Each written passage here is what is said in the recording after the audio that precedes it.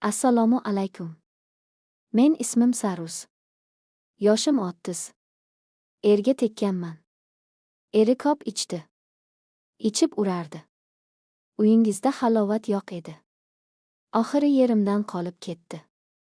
Qaynatam va qaynonam bilan yashardik. Oxiri yerim Rossiyaga ishlagani ketdi. Bolalarimni o'zim ishlab boqardim. Pul tashlamasdi. Emni ukasi menga mehribon edi. Oylanmagan boydoq edi qaynukam. Bir marta ham telefon qilmasdi. Yaxshi o'tiribsanmi? Bolamiz yaxshimi demasdi. Ko'nglim sovib ketgandi erimdan. Lekin erimni ukasi shundaylar shirin so'z edi. Triflashga til ojiz. Hamma ishlarimga qarashib ketaverardi. O'gil bola bo'lsa ham. Oxiri erimni ukasini yoqtirib qoldim. U ham menga yaxshi ko'rib qolgandi. Yaqqol nigohlardan bilib turardim. Kunlarni birida qaynukam kelin oyiz erikmayapsizmi deb namok tashladi. O'zimga ham u gap yoqib ketdi. Chunki yer ko'rmaganimga 1 yil bo'lgandi. Axir yerimdan darak yo'q edi. Qayn ukam kelin oyi siz bilan iliqlik kiramiz deb niliya aytdi. Shokka tushdim. Biroz nima deganingiz bu Dilshodbek deb aytdim. Lekin og'zimga yaqib ketganda uniqligi yo'q kelin oyi shunchaki sizni yaxshi aytolmay yurgandim. Keling, yaqinlik qilamiz deb taklif berdi. U qanday bolam dedim. Qorasiz juda yaxshi bo'ladi, sizga yoqadi deb yana namx tashladi. So'ng kunlar o'tdi. Erim boshqasiga oylanib ketgani haqida eshitib qoldim.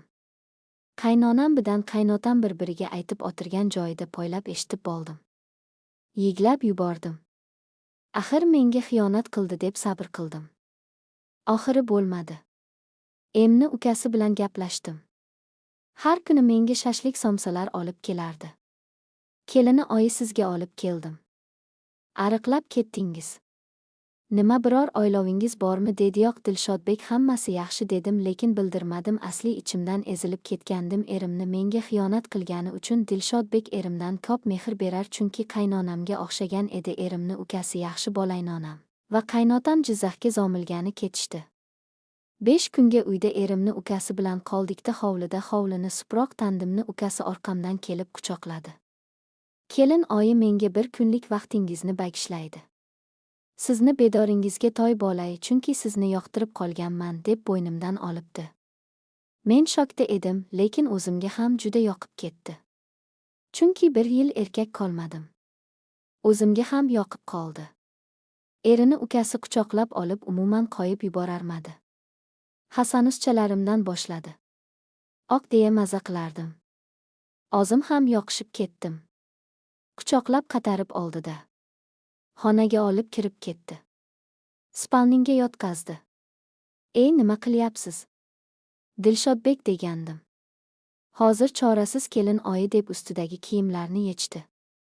Bitta tursida qolib menga yopishib ketdi. O'zim ham qarshilik qilmadim. Juda xohlab turgandim. Rosi ustimga chiqib hasanchalarimni yeza boshladi. Oh deya mazza qilardim. Sekin meni yechindirdi. Yechindim. Sirazi pastga qarab tushib ketdi. Ikkita uyogimni ochib pomidordan yalab boshladi. Oq maza qildim. Lekin Dilshodbekni go'sht kaltagi qattiq turib ketdi. Sekin tika boshladi. 7 osmonga uchganimni tasavvur qildim. 2 soat tindirmay yotdik. Ichlarimga tashlab yubordi. Shunchalar maza edi. Qankam ham rohatlandi. Ishni bajarib bo'lib yuvinib bo'ldik. Kech tushdi. Ovqatlanib bo'ldik. Yana kelib yopishib ketdi. Eri bilan mening yotoqxonamizga kirdik. Yana ijodni boshladik. Eri xotindek yotdik. Qaynukam bilan hech bunday mazza qilmagandim. Erimdan ko'p mehr shu qaynamdan oldim. O'rganib qoldim. Qaynonam qaynotam keldilar dam olishdan. Hech narsa ko'rmagandek yurardim men ham qaynukam. Yarim kechalari xohlab kelsam tashqariga bir chiqardim. Qaynukam sezardi. Assalomu alaykum.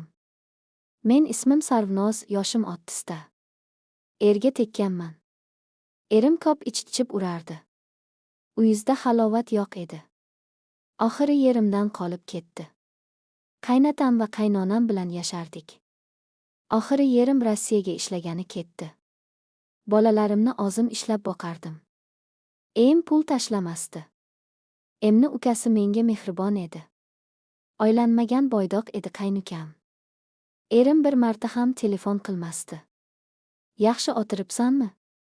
Bolamiz yaxshimi demasdi. Ko'nglim sovib ketgandi erimdan.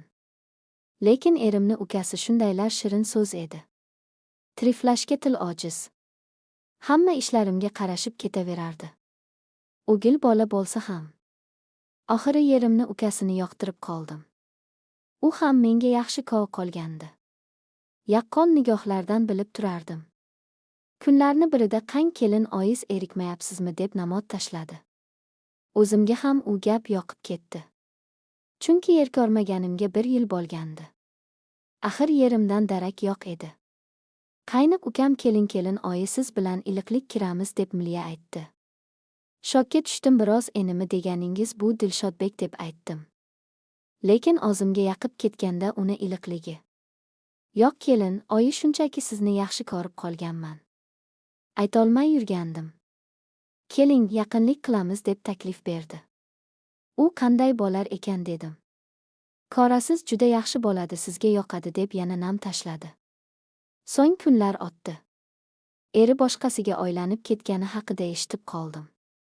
Qaynonam bilan qaynotam bir-biriga aytib o'tirgan joyida poylab eshitib bo'ldim. Yiglab yubordim. Axir menga xiyonat qildi deb sabr qildim. Oxiri bo'lmadi. Erimni ukasi bilan gaplashdim. Har kuni menga shashlik somsalar olib kelardi. Kelinni oyi sizga olib keldim. Arqlab ketdingiz. Nima biror oylovingiz bormi? Dedi yo'q Dilshodbek, hammasi yaxshi dedim. Lekin emdan ko'p mehr shu qaynukamdan oldim. O'rganib qol qaynan. Bildirmadim. Asli ichimdan ezilib ketgandim. Erimni menga xiyonat qilgani uchun. Dilshodbek erimdan ko'p mehr berardi, chunki qaynonamga o'xshagan edi. Erni ukasi yaxshi bola edi. Qaynonam va qaynotam Jizzaxga zomlikani ketishdi. 5 kunga uyda erimni ukasi bilan qoldik. Katta hovlida hovlini suproqandim. Emni ukasi orqamdan kelib quchoqladi. Kelin oyi menga 1 kunlik vaqtingizni bakishlaydi. Sizni bedoringizga toy bo'lay, chunki sizni yoqtirib qolganman deb bo'ynimdan olibdi. Men shokda edim, lekin o'zimga ham juda yoqib ketdi. Chunki 1 yil erkakmadim. O'zimga ham yoqib qoldi. Erini ukasi quchoqlab olib umuman qo'yib yubormadi. Hasanchalarimdan boshladi. Oq deya mazza qilardim. O'zim ham yoqishib ketdim. Quchoqlab qarib oldida xonaga olib kirib ketdi. Spalninga yotqizdi. Ey nima qilyapsiz, Dilshodbek degandim, hozir ko'rasiz kelin oyi deb ustidagi kiyimlarni yechdi. Bitta tursida qolib menga yopishib ketdi. O'zim ham qarshilik qilmadim. Juda xohlab turgandim. Rosi ustimga chiqib Hasan-Husanchalarimni yeza boshladi. Oq deya mazza qilardim. Sekin meni yechindirdi. Yechindim. Sirazi pastga qarab tushib ketdi. Ikkita uyogimni ochib pomidordan yala boshladi. Oqma maza qildim. Lekin Dilshodbekni go'sht kaltagi qattiq turib ketdi. Sekin tika boshladi. 7-chi osmonga uchganimni tasavvur qildim. 2 soat tindirmay yotdik. Ichlarimga tashlab yubordi. Shunchalar maza edi. Qaynukam ham rohatlandi. Ishni bajarib bo'lib yuvinib bo'ldik. Kech tushdi. Ovqatlanib bo'ldik. Yana kelib yopishib ketdi. Eri bilan mening yotoqxonamizga kirdik. Yana ijodni boshladik. Eri xotindek yotdik qaynukam bilan. Hech bunday mazza qilmagandim.